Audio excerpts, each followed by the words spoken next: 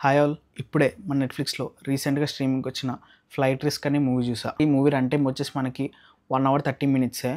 And మనకి Telugu dub కూడా అవైలబుల్‌గా ఉంది. డబ్బింగ్ అయితే బాగుంది. ఇంతకీ మూవీ ఎలా ఉందంటే బాగుంది గైస్. నాకైతే బాగా అనిపించింది. యాక్చువల్‌గా ఈ మూవీలో వచ్చేసి మనకి 3 క్యారెక్టర్స్ అండ్ ఒక డొక్కు చార్టర్డ్ ఫ్లైట్ ఉంటది. సినిమా మొత్తం మనకి దీంట్లోనే తిరుగుతూ ఉంటది. బాగుంది. చాలా ఎంగేజింగ్‌గా తీశారు.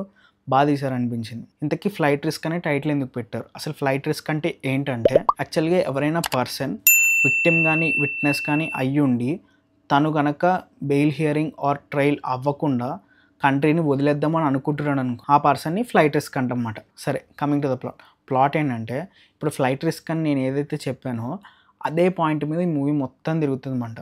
అంటే యాక్చువల్‌గా ఒక పర్సన్ ఇలాగే తప్పించుకొని వెళ్ళిపోదాం అనుకుంటాడు. ఒక ఆఫీసర్ తనని పట్టుకొని ఒక చోటకి తీసుకెళ్ళాలన్నమాట. తిన చేత సాక్ష్యం తెప్పించడానికి. అంతే.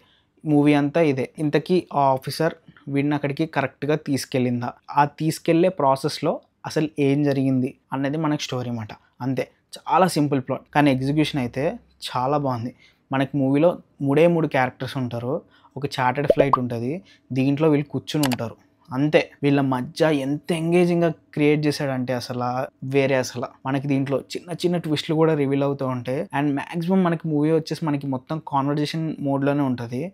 కానీ ఆ కాన్వర్జేషన్స్ కూడా చాలా ఎంగేజింగ్‌గా ఉంటాయి. చాలా మీనింగ్‌ఫుల్‌గా ఉంటాయి. అసలు ఖర్చు లేకుండా అట్లా తీయాలంటే చాలా గ్రేట్ మాట. నాకు ఇట్లాంటి సినిమాలంటే నాకు పిచ్చిగా ఇష్టం అసల. చిన్న కాన్సెప్ట్‌ని చాలా ఎంగేజింగ్‌గా ఖర్చు లేకుండా తీశారంటే అది గ్రేట్.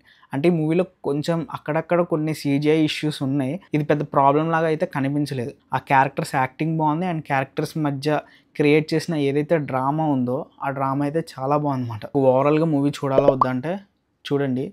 మంచి మూవీ. 1 అవర్ 30 మినిట్స్ మీకు తెలియకుండా జమ్మని వెళ్ళిపోతుంది సినిమా. చాలా ఎంగేజింగ్‌గా తీశాడు. అండ్ మనకి ఈ మూవీ తెలుగు డబ్‌లో కూడా అవైలబుల్‌గా ఉంది. డబ్బింగ్ అయితే చాలా బాగుంది. సరే మరి నెక్స్ట్ వీడియోలో మళ్ళీ కలుద్దాం. అంతవరకు బాయ్.